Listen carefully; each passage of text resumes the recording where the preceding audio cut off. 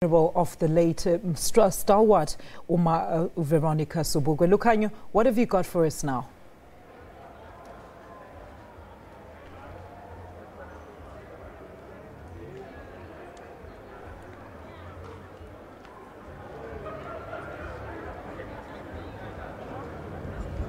Yes, we continue, of course, with the live broadcast here at the Botanical Gardens in Graaff-Reinet, where the official funeral of Mama Sobukwe, Veronica Sobukwe, will take place in just a few minutes' time. I now have the distinct honor to be joined by Mama Biko, a mother of this nation, and yeah.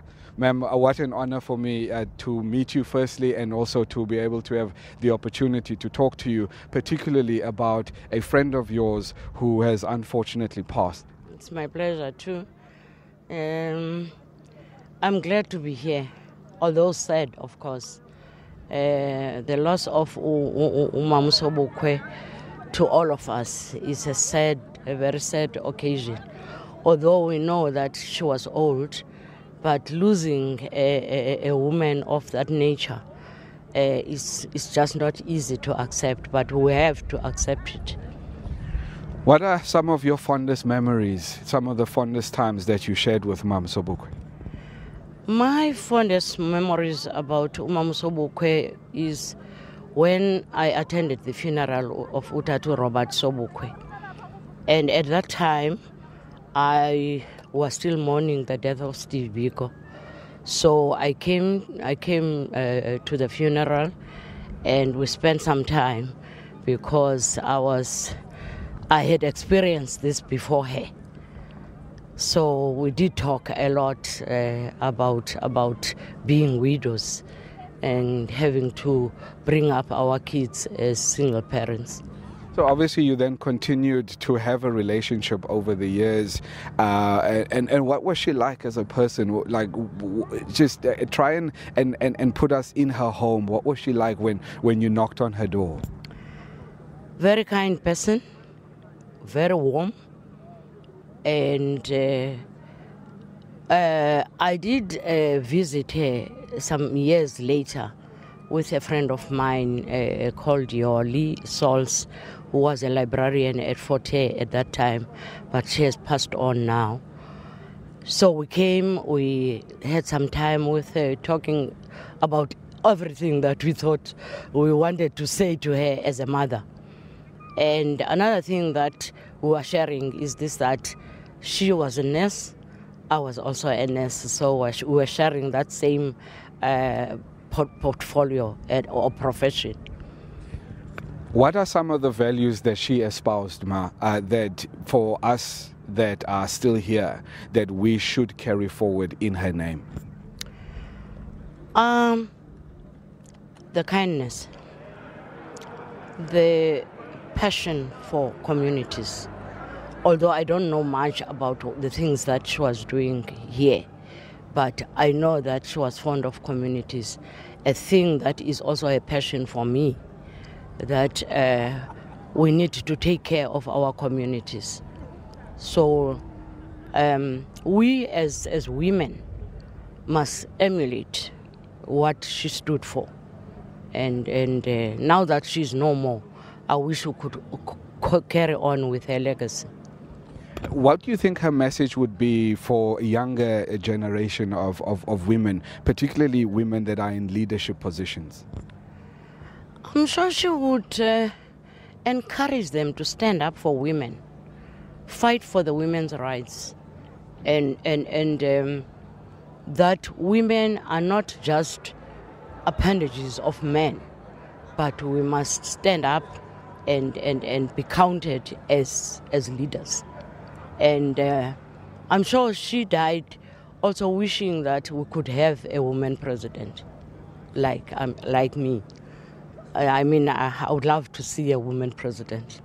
Why, ma'am? Why would you want to see a woman president? What do you think a woman president would be able to bring, would be able to do differently to what we have at the moment and to what we've had in the past? Women, as you might know, are backbones. Firstly, in their houses, in their communities. And so I think we must just be given some time to show our strength and our abilities to lead. Because where there are women, you can see there's always progress. I'm not saying with men there's no progress, there is. But women always show some good strength towards whatever they are doing. Ma'am, I appreciate you taking the time to speak to us. I just want to also say that it is really a distinct honor for me to be able to have this conversation with you. And I'm sorry for the loss of your friend and that we were able to meet under these circumstances. In fact, she's not even a friend, she's a sister to me. Thank you very much, ma'am. Thank you very much, ma'am. That was, of course, Mama Sobukwe speaking about her sister who's unfortunately passed away today. But obviously, it's very sad for her to be here, but also throwing it forward, saying that she hopes that these opportunities and such moments will lead us to a point where we get to see the strength of women, particularly taking the first office or the highest office in the land. I am now joined, let me bring in Professor Bani Pichana to also come and talk to me about this fallen stalwart of the South African struggle. Prof, thank you very much, and thank you so very much for joining. Thank you very much. Thank you for the invitation. Sir, a great loss to the South African society, that of Mama Sobukwe. Yes, indeed. A great loss to somebody who's been very important and indeed exemplary in her commitment to the values of the struggle and indeed the values of the Pan-Africanist Congress that were behind what Prof. Robert Mangaliso Sobukwe stood for. Explain to us or elaborate a little bit as to what those values were, Prof. I want to elaborate on three, if I may. There are many.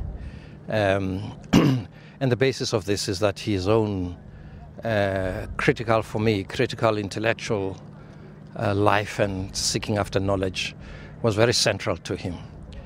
But besides that, there were three other things that were central to Prof as I read him. The first is that for him, spirituality and the life of faith and living the faith was very central. Not many people know that he was a lay preacher in the Methodist Church. Not many people know that he lived his life, entirety of his life, around prayer and a belief system that sustained him over many years. And that for him, the church and faith was very important. He came from a Methodist family and sustained those values for his own family and his own children. The second thing, and this is very important in our topsy-turvy world we live in today, that he was rooted in his family and family life, both in terms of ohlati, amamfene, that were a very important part of the extended family, but also his own nuclear family, Mamu Veronica, Nabantwana Babo, were very key to him, and his whole life in his business commitments were centered around him. And the values that came from those two aspects of his life were in fact what translated to his third system of values around what it is to be African and the humanity and the humanness of being African, Ubuntu. For him, the idea of being a human would be nothing if it was not also rooted in being an African. So wherever he spoke to people, he almost always ended his conversations with the words something like, remember Africa, never forget Africa. So for that, it was a constant call, invocation, if you like, of prayer, being really what sustains us and sustains the people. All right, so we don't have a lot of time because I understand that the presidential motorcade has now left the church and is obviously making their way here to the Botanical Gardens where the official funeral will take place. So going forward, for us that are still left on this earth, what are some of the values, for instance, that Mama Sobukwe espoused that we need to take forward, particularly the younger generation of women, those that find themselves in leadership positions? What would you say are some of the values that you like them to take forward from Mama Sobukwe? I'm not aware, for example, that Mama Sobukwe was a sort of officially a leading person in terms of leadership. But she was a leader with humility. She was a leader of influence in terms of the values that she lived by and really mentored and influenced many people by his own example, by her own example, by her own life. And that's a very, very important thing. The second thing is that she was very faithful both to her husband after all those years when she was separated from him, but also faithful to what her husband stood for, and remained central in the life of the family when she had to be the one who actually keeps the family fires burning. For me, that is something that in South Africa today, in many respects, we have lost. We've lost that sense of values, of rootedness, of living a life not for ourselves, but for those whom we love and who are dear to them, and living a life of humility at times. We've lost those values, and I think for me, what I know of her is what comes across. Do you think that we honored her enough? She died knowing that we as a South African society, we loved her, we honored her, we respected her,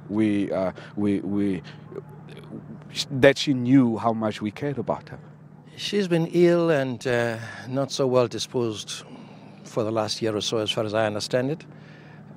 But in the last year, thank God, she was offered a presidential honor of Luthuli, I think. And that was appropriate.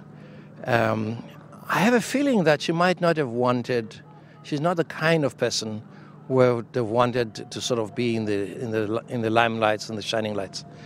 I think she preferred a less visible position, and that was the kind of person she was.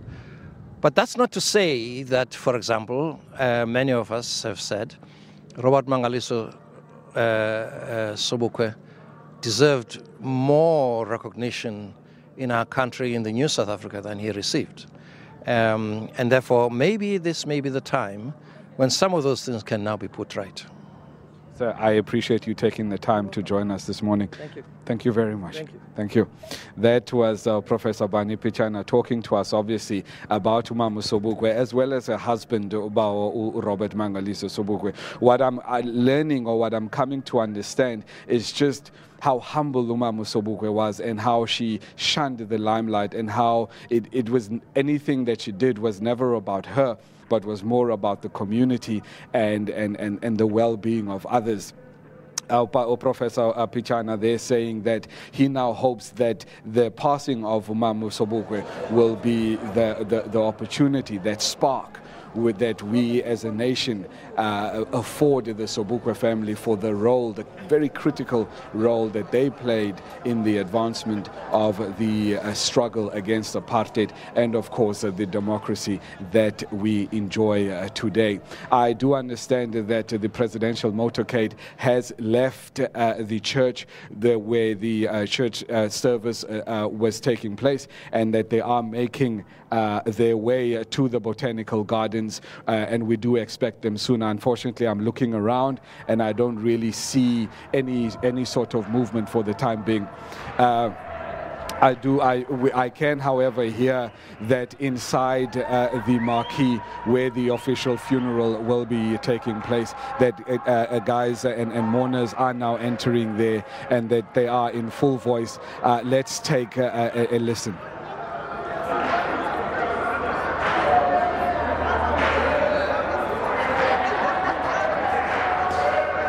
The official funeral proceedings are about to get underway any minute now. As you can see, there's the mourners coming into the marquee. I think, Alicia, what we will do for the time being is that we'll hand back over to you in studio, and we hope to speak to you in just a few moments. Absolutely, Lukhanyo. Speaking of the fact that she did not like the limelight, I'm going to read an article for our viewers here that was actually coincidentally written on her 90th birthday last year. It says, Mama Sobukwe epitomizes the collective experiences of many young black women throughout the African continent and diaspora, whose roles and contributions in the liberation struggle still remain unacknowledged, written out of popular historical narratives, biographical memory and national consciousness. It says, born Zondeni Veronica Mati on 27th July. Of course, she will be celebrating her birthday in private at her humble home with family and close friends. There will be no glamour, no journalists and no live broadcasts. And quite frankly, the saddest part is that most people aren't even aware that she was still alive. This article written by Thando Sepunye in July 27 of 2017. It was her birthday last month on the 27th of July.